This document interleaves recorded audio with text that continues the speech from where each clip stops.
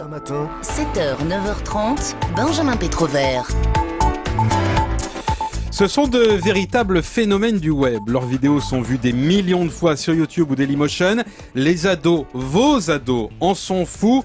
Et si ça se trouve, vous ne les connaissez même pas. Ils bricolent avec quelques bouts de ficelle et une petite caméra des vidéos fait maison. Ça a le goût de l'authentique. Et c'est un véritable carton sur le web. Ce matin, avec nous en studio, Norman de Norman fait des vidéos et Cyprien, deux jeunes talents réveillés par le web et dont la cote de popularité ne cesse de grimper. Bonjour Norman. Bonjour. Bonjour Cyprien. Bonjour. Rebonjour Guy Birenbaum. Recoucou. Qui a Bonjour. envie justement de vous connaître de près et de décrypter ce phénomène. Alors vous savez qu'en préparant cette émission, j'ai eu deux publics face à moi. Ceux qui m'ont dit « c'est qui ?» et ceux qui m'ont dit « mais c'est génial, c'est incroyable, mes ados en sont fans ». Vous avez conscience d'être les icônes d'une nouvelle génération. Après tout, nous, à une époque, on savait ce que nos parents aimaient, ce que nos parents savaient nous, puisqu'évidemment, on avait la télé, elle était au milieu du salon. Aujourd'hui, chacun est devant son écran, donc les parents ne savent pas ce que leurs gosses regardent. Ça Vous dépend avez conscience de cette différence aujourd'hui générationnelle? Si l'ordinateur est placé au milieu du salon, comme ça arrive parfois, c'est Oui. bien vrai, hein, les gens témoigneront, et bah du coup comme ça les gens, les parents peuvent aussi regarder des vidéos, c'est le côté pratique. Voilà. Mais vos fans aujourd'hui, ils ont surtout moins de 25 ans, non? Ils ont, Cyprien. ouais, Ils ont environ 17 ans et demi tous. 17 ans et Il demi. a fait des 3-4. statistiques. Ça Ouais. tend Pas vers les plus jeune 3 quarts. Ouais. Non, mais un petit peu de tout. C'est vrai qu'il y a beaucoup de jeunes. Ils se moquent de vous, hein. Je voulais vous le dire. Ils sont en train de se foutre de votre gueule, ils n'en ont strictement aucune idée. Mais c'est vrai qu'ils sont, enfin, en tout cas, quand je fais des vidéos, je m'adresse à quelqu'un qui a plus ou moins mon âge, une vingtaine Ouais. d'années. Ensuite, il y a les plus jeunes qui sont extrêmement expressifs et qui aiment bien montrer qu'effectivement, ils regardent nos vidéos, etc. Et puis, en fait, il y a aussi d'autres gens qui sont un petit peu plus âgés qui regardent aussi parce que bon, ça reste un humour assez humour universel, finalement. Universel, Voilà. potache. Moi, On ce y que vient. je vous propose, c'est de faire découvrir à nos auditeurs certains de vos vidéos qui ont marqué le web. On va commencer par vous, Norman. Une vidéo qui a été vue des millions de fois, je crois, jusqu'à combien? 7 millions, je crois, il me semble. Ouais, 7 millions. 7 millions pour une vidéo où vous vous moquez, ou plutôt vous complexez face aux personnes qui, plus que vous, savent parler anglais. Les mecs qui sont bilingues, enfin ceux qui parlent bien anglais, en général, ils se la racontent pas trop. Oh! Ce qui est bien, c'est que c'est pas la peine de leur demander s'ils parlent bien anglais. Ces mecs-là, ils aiment bien le rappeler toutes les 35 secondes. Ouais, j'écoute exclusivement du jazz manouche et de la minimale. Ah, meaning that. Excuse-moi, je confonds les deux langues. Le pire, c'est pendant les concerts.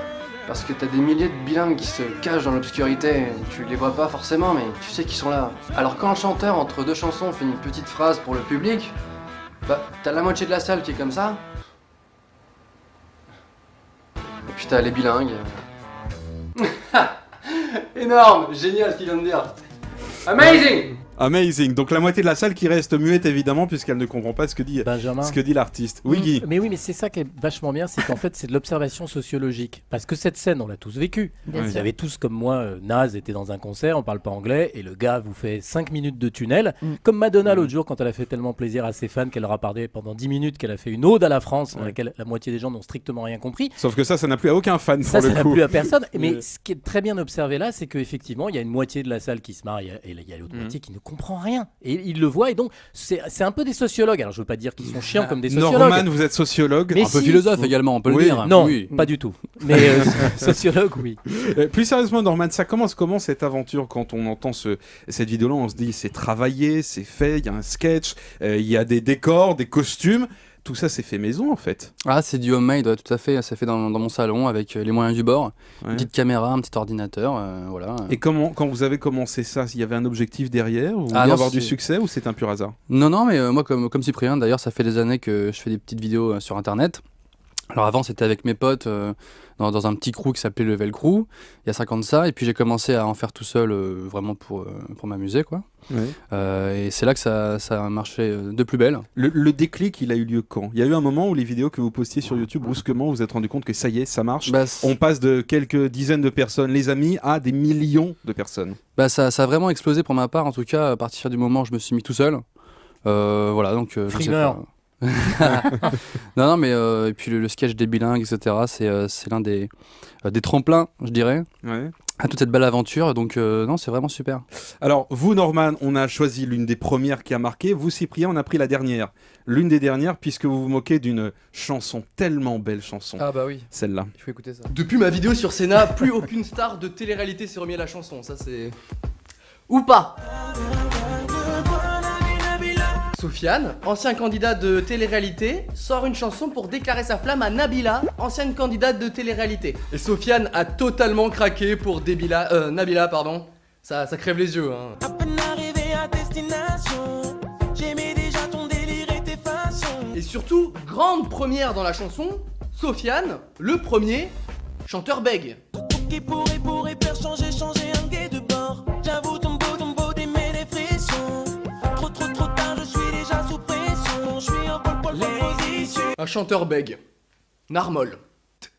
T'es sûr que je peux chanter? Ça va pas déranger? Non, t'inquiète pas. Dis Nabila pour voir. Nabila. Bon, ok, fais comme tu le sens. Ok, je suis en pole position. Je pense que ça a dû faire plaisir à l'interprète principal de cette chanson. J'espère bien, c'est celui qui est directement adressé. Sa chanson est formidable, mais je pense que chaque personne qui a écouté cette musique a fait mais que s'est-il passé exactement?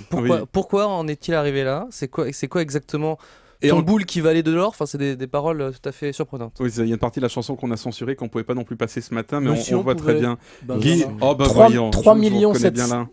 726 018, le 18 c'est moins 18 fois de suite. Parce que c'est, encore une fois, c'est vachement bien observé, c'est ce qu'on a tous envie de faire, mais alors, on n'a pas tous forcément le talent. Mais alors moi j'ai une petite question, là vous allez aller à la télé les gars, vous êtes au courant? Vous allez travailler à la télévision. Est-ce que vous croyez que vous allez pouvoir continuer à tacler les vedettes de la télé comme ça? Déjà, est-ce que vous confirmez que vous allez à la télé? C'est surtout ça la première question. Alors, Cyprien, pour ma part, puisque vous avez une expérience sur Énergie 12, de la télé, donc, ça a duré un an et demi. Je sais bien. Ça a duré un an et demi, donc maintenant j'ai fait une pause. Ouais. Une pause Ça veut pour dire me quoi? concentrer Pas très concluant cette expérience-là de la télé? Pour moi, c'était quelque chose qu'il fallait que je fasse en fait. Donc, il fallait que C'est-à-dire, j'essaye un petit quoi peu de tout.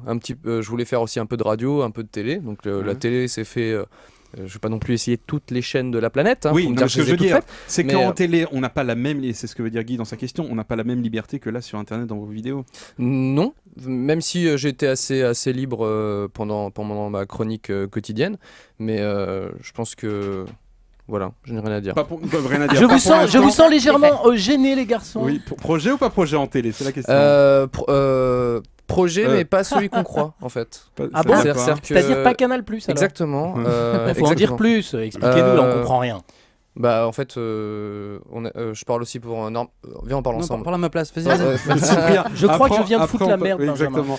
Non, en fait, j'ai été approché par Canal+, en fait, par le producteur du Grand Journal, etc. Et en fait, j'avais pas de concept précis à proposer. Et en fait, j'ai eu d'autres projets à côté, notamment l'écriture d'un long métrage, et puis aussi un autre concept de télé, mais qui est beaucoup plus à l'étape de laboratoire, de quelque chose qu'on essaye de bricoler. Donc, je vais plutôt me concentrer là-dessus, plutôt que Canal+ à la rentrée. D'accord. C'est une vraie info ça. C'est bien ça comme réponse? J'ai compris. Je peux savoir plus, c'est bon. Et vous, Norman, on pensait à Canal+, pensez à vous pour remplacer Bref. Ouais, bah moi je fais un copier-coller de ce que vient de dire mon camarade. Donc en effet, voilà, c'est vrai que faire du web et faire de la télé, c'est très très différent. Et oui. Donc en effet, passer du web à la télé, je suis pas tout à fait d'accord. Je tape du poing sur la table. C'est bien. Non, donc c'est pas trop mon truc. J'ai pas spécialement d'idées et d'affinités avec ça. Donc en tout cas pour le moment, je reste sur le net. On verra plus tard. Net, du cinéma. Et bah voilà. Là, moi je viens de finir mon premier long métrage en tant qu'acteur, etc. Premier rôle réalisé par Maurice Barthélémy, donc c'était vraiment une expérience fabuleuse, etc. Et puis on enchaîne avec Cyprien, on est en train d'écrire un long métrage ensemble, on se marre bien parce qu'on a un peu des affinités en humour, donc il y a plein de beaux projets, donc la télé peut-être un jour, mais pour l'instant... Pour l'instant, c'est du cinéma. En tout cas, c'est l'info du jour. Ils sont avec nous ce matin, Norman et Cyprien, nos invités dans le supplément magazine. Avec un très beau t-shirt Iron Maiden. J'avais le même quand j'étais jeune, comme vous. Europe 1 matin, 7h, 9h30, Benjamin Pétrovert. Plateau totalement connecté ce matin, puis ce sont les stars de la nouvelle génération, Norman et Cyprien, qui sont avec nous ce matin. Chacun collecte à eux deux des millions de vidéos vues sur Internet. Et tiens, on va s'amuser un peu. Vous allez en faire une pour nous, là, pas en vidéo, mais juste en audio. Ah bah, allez, Europe1.fr, pour rigoler, vous pouvez vous brancher, pour le plaisir. Voilà. Norman et Cyprien ensemble ce matin sur Europe 1. Ok, Europe 1, Cyprien Norman représente. Swag. Tu Flash dès que quelqu'un met une vidéo en ligne. Laisse-moi deviner, tu chercherais pas des amis. J'hallucine, tu oses dire Cyprien le mongolien.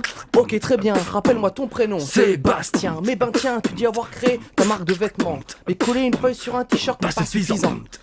Voilà, c'est tout. Voilà, c'est tout, bravo.